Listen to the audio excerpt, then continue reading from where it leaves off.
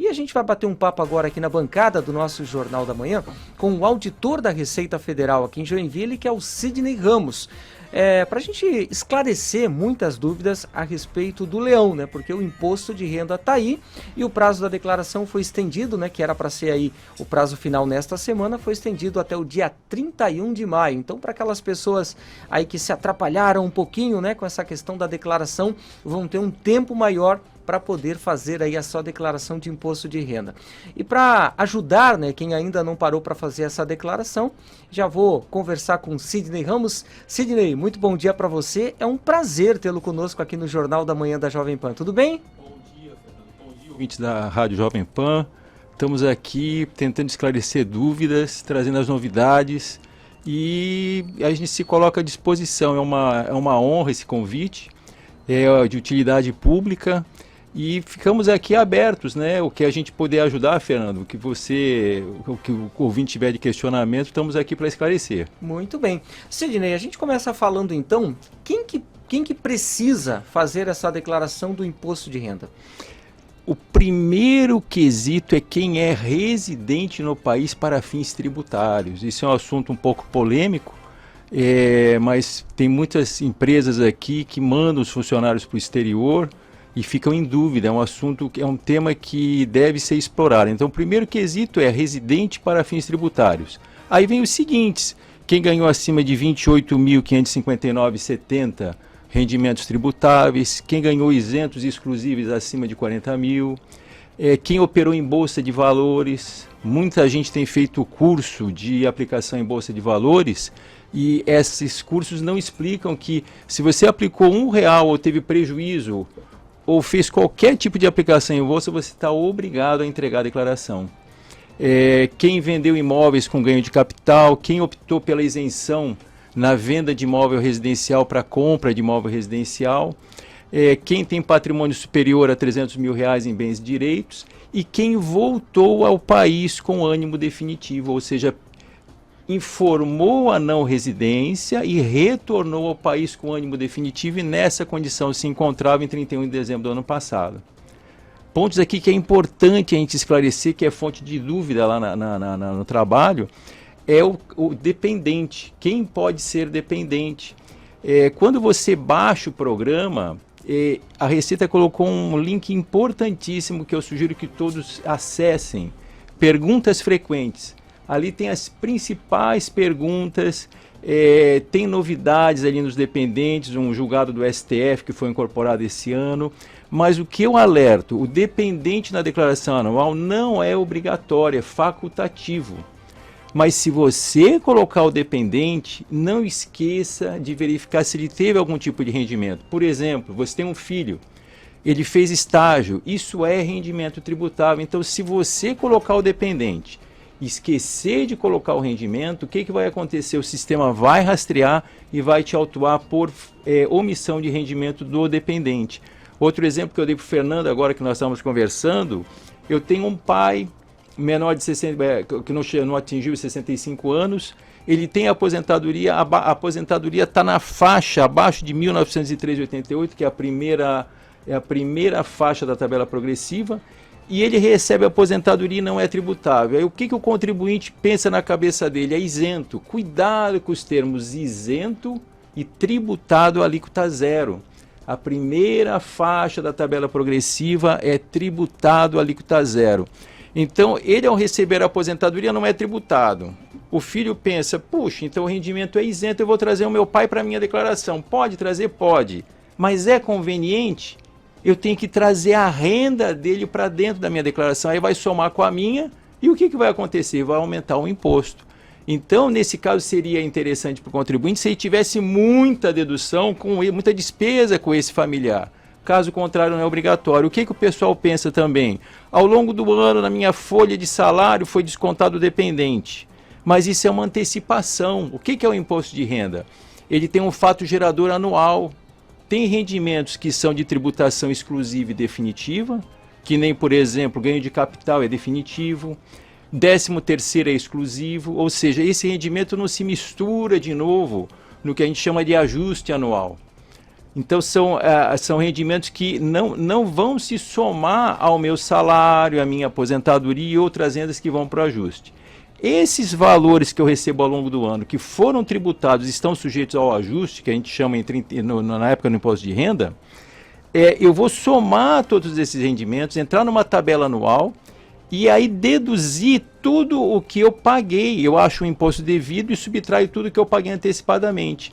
O dependente ao longo dos meses que foi utilizado pela fonte pagadora para cálculo do valor a reter na fonte, não necessariamente precisa ser incluído no ajuste anual, porque pode ser esse caso que eu falei. O dependente ele tem uma renda e para mim não interessa, eu não tive tanta despesa médica, despesa hospitalar, para que me interesse eu trazer esse dependente, porque a renda dele vai somar com a minha e vai disparar o imposto. Sidney, muito interessante o que você está falando, inclusive a gente quer deixar aqui o nosso WhatsApp aberto aí para o nosso público ouvinte participar e mandar aí a sua dúvida também, né? 479-8802-8056, o David, do bairro Iririú, ele justamente faz uma pergunta parecida com o que você comentou aqui, né? Ele colocou que ele foi pai no ano passado, teve alguns gastos com farmácia, e aí ele pergunta, é obrigatório eu declarar como meu dependente o meu filho? E se essas notas fiscais dos medicamentos que ele gastou, se ele pode pedir o ressarcimento? Não há previsão legal para dedução de medicamento, exceto em conta hospitalar. E quanto ao nascimento, morte ou separação, o dependente ele é inserido, ele pode colocar, se interessar para ele, no caso do ouvinte, interessa, porque é uma criança que acabou de nascer, não tem renda, e ele vai aproveitar as despesas passíveis de dedução a partir do nascimento. A dedução integral de R$ 2.275,08 ele vai aproveitar integralmente. Agora, as demais despesas dedutíveis ele aproveita a partir da data do nascimento. É a mesma coisa o falecimento. Então, faleceu em outubro do ano passado, vai aproveitar a dedução integral anual e as despesas médicas, as demais despesas plano de saúde, ele aproveita até a data do falecimento. Um assunto polêmico é a separação. No ano da separação, a criança vai ser alimentando e dependente para aquele que perdeu a guarda. Mas ele tem que tomar um certo cuidado. Se ele pagou pensão e colocar a criança como dependente, o sistema vai rastrear e vai dizer, olha, eu quero que você tribute a pensão. Então vai ficar um 0 a 0. A não ser que ele tenha muita despesa até a data em que ele perdeu a guarda. Porque a partir desse momento ele não pode colocar a criança como dependente. Ele é dependente de quem ficou com a guarda. E um problema sério que acontece é que ele acaba se embaralhando e coloca como alimentando a mãe. O alimentando é o beneficiário da pensão, exceto se na decisão judicial ficou claro que quem vai receber pensão é a mãe e o filho. Se a mãe recebe na conta corrente dela, porque é menor ou por qualquer outro motivo, tanto a fonte pagadora que faz o desconto, quanto o alimentante deve colocar o CPF do beneficiário. Aí ele coloca o CPF da mãe. A mãe, coitada, ela tem a renda dela, e se ele coloca o CPF da mãe, o sistema vai somar a pensão com a renda da mãe. Então, uma situação que ela estaria abaixo dos 28.559,70 vai incidir em parâmetro de omissão de entrega para a mãe. Aí a mãe comparece na Receita como omisso de imposto de renda. Nós vamos checar, foi o ex-marido que colocou o CPF da mãe como beneficiária da pensão, quando deveria ter colocado do filho. Isso cria um problema incrível para a mãe da criança, para quem está com a guarda da criança. Então, não coloque, quem paga pensão, somente o ano da separação é que o menor pode constar como dependente alimentando. A partir de então, só pode constar como alimentando e deve constar o CPF do beneficiário, ainda que a pensão tenha sido paga ao responsável pelo dependente. Muito bem, para você que ligou o seu rádio agora, nós estamos conversando com Sidney Ramos, que é auditor da Receita Federal aqui em Joinville, falando um pouquinho sobre a declaração de imposto de renda. Ô Sidney, o que mudou do ano passado para esse ano na declaração? O mais importante, esse ano tem a conta Gov.br, certo? Essa conta Gov.br não é da Receita, é administrada pelo Ministério da Economia, não temos nenhuma ingerência, só que todos os órgãos públicos estão se adaptando a ela. E qual é a vantagem para o contribuinte? Ele abre a conta GovBR e com essa conta ela tem o status bronze. Então criaram 3 status, bronze, prata e ouro. O bronze você consegue fazer a declaração no app, mas não consegue ir além. Não consegue, por exemplo, utilizar a pré-preenchida, que é uma ferramenta muito importante.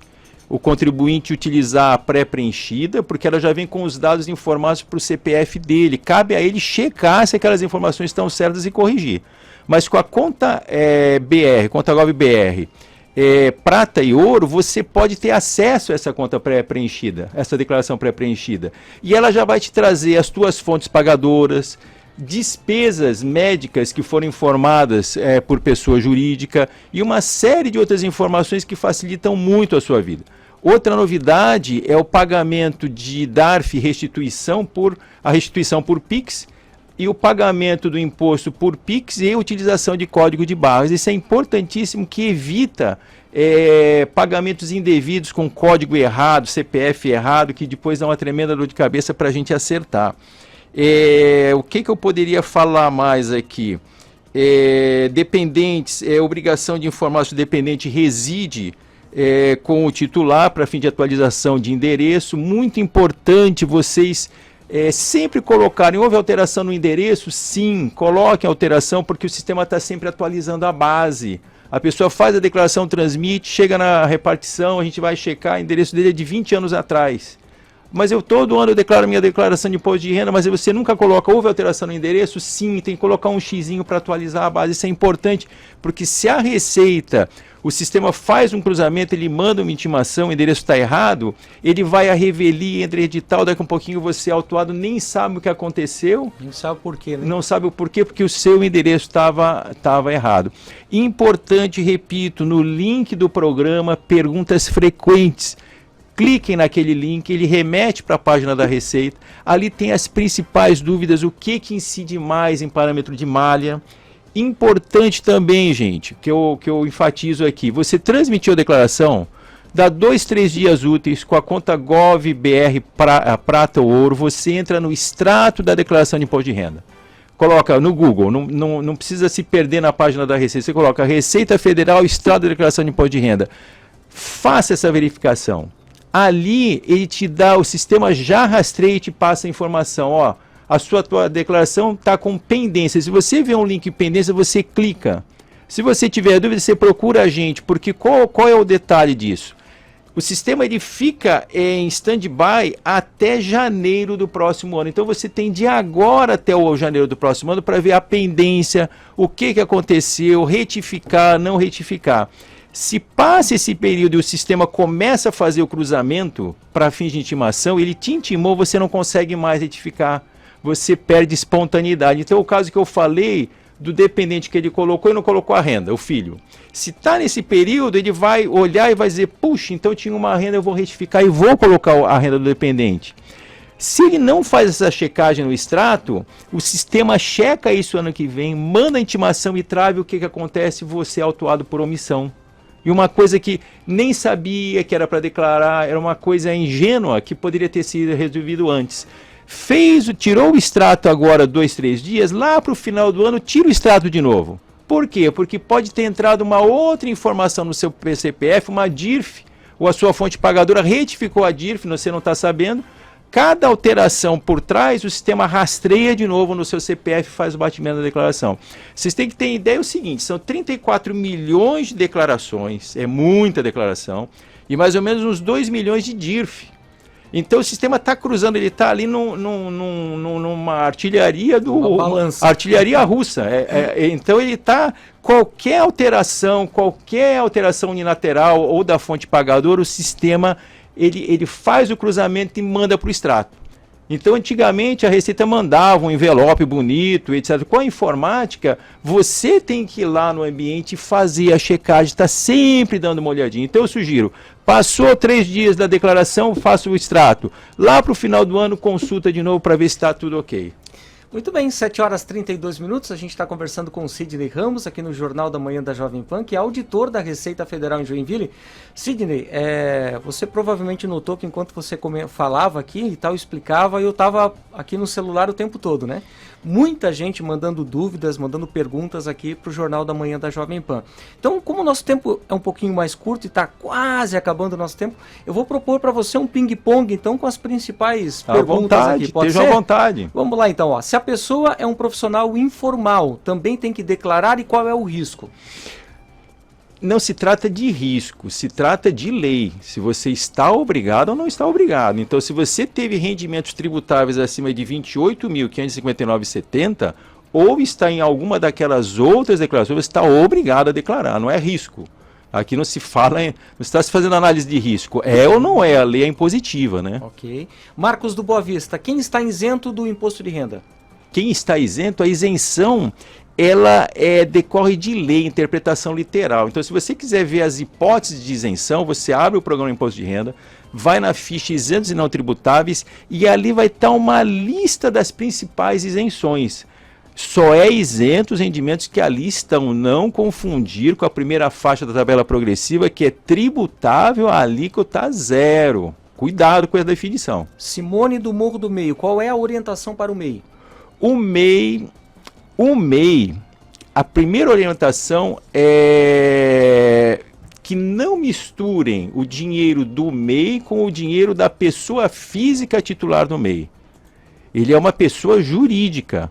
Então é o princípio da entidade. Porque se você não deixa uma conta corrente para o MEI e uma conta corrente para o titular CPF, entende-se que o dinheiro da jurídica foi efetivamente distribuído para a física e tem implicações tributárias. O assunto é complexo.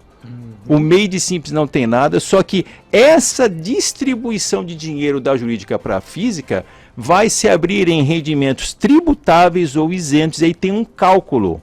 Tem um cálculo que para um leigo é um pouquinho difícil de eu explicar nessa rapidez. Só que você, dessa renda, você precisa ver o que foi tributável e o que foi isento. Se o tributável superou 28.559,70, você já está numa das hipóteses de entrega, de obrigatoriedade. Se superou 40 mil isento, você está em outra. Então, o SEBRAE, a Receita Federal, perguntas e respostas MEI, tem uma pergunta específica para cálculo dessas duas verbas, tributável ou isenta. Remerson do Guanabara, preciso declarar o auxílio emergencial? O auxílio emergencial, ele é tributável. Ele é tributável. Então, se você recebeu, ele é uma das hipóteses de cruzamento. Você colocou sua fonte pagadora, colocou outra renda, esqueceu do auxílio emergencial. O Ministério da Cidadania manda a DIF para a gente dizendo que você recebeu, o sistema rastreia, você não declarou, você vai para a malha. Para finalizar, qual a vantagem para quem faz a declaração antes do término do prazo? Recebe antes a restituição? A restituição é por ordem cronológica de transmissão das declarações, sendo prioridade os idosos e aquelas outras regras de pessoas que seguem na frente. As demais seguem a ordem cronológica. Então, quanto mais você deixar para o final, mais você vai para os últimos lotes de restituição. Muito bem. 7 horas e 36 minutos, faltando 24 minutos para as 8 horas da manhã. A gente bateu um papo aqui com o Sidney Ramos, que é auditor da Receita Federal em Joinville. Sidney, muito obrigado aí, foi um baita de um servição hoje aqui no Jornal da Manhã. Estamos à disposição, quando precisarem, é um prazer. Muito obrigado então. Tá, e portanto você ouve um pouquinho sobre as informações, tirou as suas dúvidas sobre a declaração do imposto de renda deste ano aqui no Jornal da Manhã.